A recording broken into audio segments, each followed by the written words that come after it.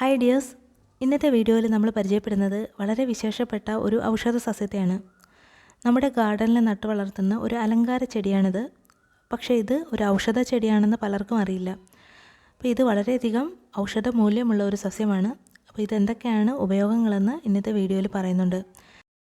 ക്ലേനിയ ഗ്രാൻഡിഫ്ലോറ എന്നാണ് ഇതിൻ്റെ ശാസ്ത്രനാമം. ആസ്ട്രേഷ്യ ഫാമിലിയിൽപ്പെട്ട ഒരു സസ്യമാണ്. ഇതിന് മലയാളത്തിൽ നമ്മൾ അറിയപ്പെടുന്നത് തേൾകടി പച്ച എന്നാണ്.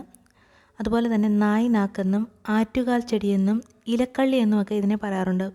അതുപോലെ ഇതിനെ തമിഴിൽ മുയൽക്കാത് എന്ന പേരിലും അറിയപ്പെടാറുണ്ട്. തേള് കടിച്ചു കഴിഞ്ഞാൽ ഇത് വളരെയധികം ഉപയോഗിക്കുന്ന ഒരു സസ്യമാണ്. തേള് കടിച്ച ഭാഗത്ത് ഇതിൻ്റെ നീര് പുരട്ടുന്നത് വളരെയധികം പ്രയോജനം ചെയ്യും. വളരെ പെട്ടെന്ന് തന്നെ അത് മുറിവൊക്കെ മാറുന്നതിനും അതിൻ്റെ ആ ഒരു അരപ്പ് മാറുന്നതിനുമൊക്കെ വളരെ നല്ല ഒരു ഔഷധമാണിത്. തേള് കടിച്ചു കഴിഞ്ഞാൽ ഇത് ഉപയോഗിക്കേണ്ട രീതി, ഇതിൻ്റെ ഇലയും അതുപോലെ മഞ്ഞൾ, പച്ച മഞ്ഞളും കൂടി നന്നായിട്ട് ചതച്ച് ആ ഒരു ഭാഗത്ത് പുരട്ടി കഴിഞ്ഞാൽ തേള് കടിച്ച വേദനയും അതുപോലെ അതിൻ്റെ അരപ്പുമൊക്കെ പെട്ടെന്ന് തന്നെ മാറിക്കിട്ടും. ഇനി മുറിവുകളിൽ പുരട്ടാനായിട്ട് ഇതിൻ്റെ നീര് ഉപയോഗിക്കാറുണ്ട്. ഇതിൻ്റെ ഇല നന്നായിട്ട് ചതച്ച് ഇതിൻ്റെ നീരെടുത്ത് മുറിവിൽ പുരട്ടി കഴിഞ്ഞാൽ മുറിവുകൾ പെട്ടെന്ന് തന്നെ ഉണക്കും. ഇനി ഇത് തേൾവിഷത്തിന് മാത്രമല്ല, മറ്റ് ഷഡ്പദങ്ങളും പ്രാണികളും ഒക്കെ കടിച്ചു കഴിഞ്ഞാൽ ആ ഒരു ഭാഗത്ത് തിണർപ്പുണ്ടാകുന്നത് തടയാനും വേദന മാറുന്നതിനും വേണ്ടിയിട്ട് ഇതിൻ്റെ നീര് ഉപയോഗിക്കാം. അതുപോലെ ജലത്തിൽ വളരുന്ന ജീവികളുടെ കടിയേറ്റ് കഴിഞ്ഞാൽ, അതായത് കടലിലും പുഴയിലും ഒക്കെ ഉള്ള ജീവികളുടെ കടിയേറ്റ് വിഷം വന്നു കഴിഞ്ഞാൽ അത് മാറാൻ വേണ്ടിയിട്ടും ഇത് ഔഷധമായിട്ട് ഉപയോഗിക്കാം. ഇതിൻ്റെ ഇലകൾ ചതച്ച് നീരെടുത്ത് പുരട്ടുന്നത് വളരെയധികം പ്രയോജനം ചെയ്യും. ഇനി മുട്ടുവേദനയും വാതവേദനയൊക്കെ മാറാൻ വേണ്ടിയിട്ടും ഇതിൻ്റെ ഇല ഉപയോഗിക്കാറുണ്ട്. ഇതിൻ്റെ ഇല ചതച്ച് കിഴി കെട്ടി ചൂടുവെള്ളത്തിലിട്ടതിന് ശേഷം വേദനയുള്ള ഭാഗങ്ങളിൽ ആ കിഴി സാവധാനത്തിൽ അമർത്തി കഴിഞ്ഞാൽ വേദന മാറുന്നതാണ്. മുട്ടുവേദനയ്ക്കും അതുപോലെ വാതവേദന, നടുവേദന ഇങ്ങനെയൊക്കെയുള്ള പ്രശ്നങ്ങളെല്ലാം മാറുന്നതിന് വേണ്ടിയിട്ട് ഇതിൻ്റെ ഇല ഉപയോഗിക്കാവുന്നതാണ്. ഇനി അതുപോലെ തന്നെ നമ്മുടെ ശരീരത്തിലുണ്ടാകുന്ന അരിമ്പാറ പോലെയുള്ള പ്രശ്നങ്ങൾ മാറാൻ വേണ്ടിയിട്ട് ഇത് നല്ലൊരു ഉപാധിയാണ്. ഇതിൻ്റെ ഇലയും ചുവന്നുള്ളിയും കൂടി നന്നായിട്ട് ചതച്ച് അരിമ്പാറയുള്ള ഭാഗങ്ങളിൽ പുരട്ടി കഴിഞ്ഞാൽ അരിമ്പാറയും അതുപോലെ തന്നെ പാലുണ്ണിയൊക്കെ കൊഴിഞ്ഞു പോകുന്നത് കാണാറുണ്ട്. അപ്പോൾ വളരെയധികം ഉള്ളിയുടെ നീരിൽ വേണം ഇത് നന്നായിട്ട് ചതച്ചെടുക്കാനായിട്ട്. അപ്പോൾ നല്ലൊരു ഔഷധമാണിത്. ഇനി അടുത്തതായിട്ട് ഈ ഇലകൾ കൊണ്ടുള്ള വലിയൊരു പ്രയോജനമാണ് മുഖക്കുരു മാറുന്നതിനും പാടുകൾ മാറ്റുന്നതിനും വേണ്ടിയുള്ള ചികിത്സ. അപ്പോൾ മുഖക്കുരു ഉണ്ടെങ്കിലും മാറാൻ വേണ്ടിയിട്ട് ഇത് ഉപയോഗിക്കാം. ഇതിനായിട്ട് ഇതിൻ്റെ ഇലകൾ കഴുകി വൃത്തിയാക്കിയതിൻ്റെ കൂടെ കുറച്ച് തുളസിയുടെ ഇല ചതച്ച നീരും അതിനോടൊപ്പം കുറച്ച് മഞ്ഞളും വേണം. കസ്തൂരി മഞ്ഞളാണെങ്കിൽ ഏറ്റവും നല്ലതായിരിക്കും. അപ്പോൾ സാധാരണ മഞ്ഞളാണെങ്കിൽ അത് അലർജി ഉള്ളവർക്ക് അധികം ഉപയോഗിക്കാനായിട്ട് പ്രയാസമായിരിക്കും. അപ്പോൾ അങ്ങനെയുള്ളവർ സാധാരണ മഞ്ഞൾ ഉപയോഗിക്കരുത്. അതിന് പകരമായിട്ട് കസ്തൂരി മഞ്ഞൾ ഉപയോഗിക്കാം. അപ്പോൾ കസ്തൂരി മഞ്ഞൾ കിട്ടിയില്ല എന്നുണ്ടെങ്കിൽ പ്രശ്നമില്ല.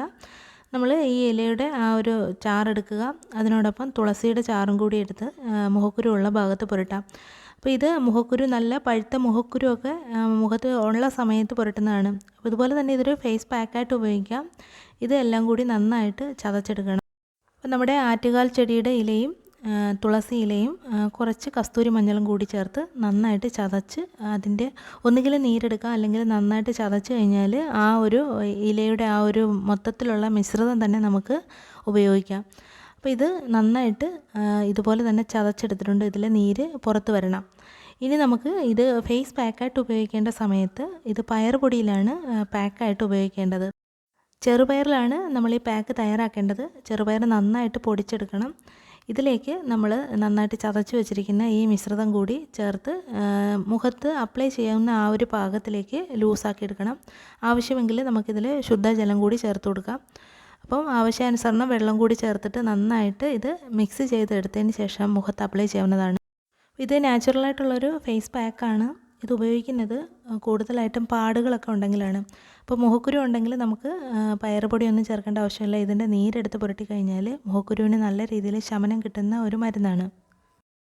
ഇതുപോലെ പാക്ക് തയ്യാറാക്കി ആഴ്ചയിൽ 1-2 തവണയൊക്കെ അപ്ലൈ ചെയ്ത് കഴിഞ്ഞാൽ മുഖത്തെ പാടുകൾ മാറുന്നതിനും അതുപോലെ തന്നെ മുഖം നല്ല ക്ലിയർ ആവുന്നതിനും ഹെൽപ്പ് ചെയ്യുന്ന ഒരു പാക്ക് തന്നെയാണ്. അപ്പോൾ ഈ ചെടി നമ്മുടെ വീട്ടിലുണ്ടെങ്കിൽ നമ്മൾ ഇതിനെപ്പറ്റി മനസ്സിലാക്കുക. അപ്പോൾ പലർക്കും അറിയാത്ത ഒരു കാര്യമാണ്, നമ്മൾ സാധാരണ ഗാർഡനിൽ വെച്ച് പിടിപ്പിക്കുന്ന ഒരു ചെടിയാണ്. പക്ഷേ ഇതിൻ്റെ ഔഷധ ഗുണങ്ങളെപ്പറ്റി അറിഞ്ഞുകൊണ്ടല്ല ആരും അങ്ങനെ വളർത്താറുള്ളത്. വളരെ മനോഹരമായിട്ടുള്ള ഒരു ചെടിയാണ്. അപ്പോൾ ഇത് വളരെ തിക്കായിട്ട് വളർന്നു വരും. അതുപോലെ തന്നെ ഇത് ചട്ടിയിലാണെങ്കിൽ വളരെ കൺട്രോളായിട്ട് വളരുന്ന ഒരു ചെടിയാണ്. പക്ഷേ നമുക്ക് കുറച്ച് ഉയരത്തിലേക്കൊക്കെ വളർത്തിയെടുക്കാവുന്ന ഒരു ചെടി തന്നെയാണിത്. ഇപ്പോൾ തറയിലൊക്കെ വെച്ച് പിടിപ്പിച്ച് കഴിഞ്ഞാൽ ഇതിന് കുറച്ച് ഉയരത്തിലേക്ക് വളർന്നു പോകുന്ന ഒരു ചെടിയാണ്.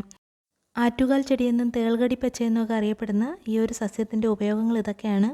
അപ്പോൾ ഗാർഡനിൽ നമ്മൾ വളർത്തുന്നുണ്ടെങ്കിൽ തീർച്ചയായിട്ടും അതിനെ സംരക്ഷിച്ച് നിർത്തുക. എപ്പോഴെങ്കിലും നമുക്കിത് ജീവിതത്തിൽ ഉപകരിക്കും. അപ്പോൾ ഇന്നത്തെ വീഡിയോ ഞാൻ വൈൻഡപ്പ് ചെയ്യാണ്. ഇന്നത്തെ വീഡിയോ ഇഷ്ടമായിട്ടുണ്ടെങ്കിൽ തീർച്ചയായിട്ടും ലൈക്ക് ചെയ്യണം. അതുപോലെ നിങ്ങൾ ആദ്യമായിട്ടാണ് ഈ ചാനൽ കാണുന്നതെങ്കിൽ ദയവായിട്ട് ചാനലൊന്ന് സബ്സ്ക്രൈബ് ചെയ്യുക. അപ്പോൾ നമുക്ക് അടുത്ത വീഡിയോയിലൂടെ വീണ്ടും കാണാം. ബൈ.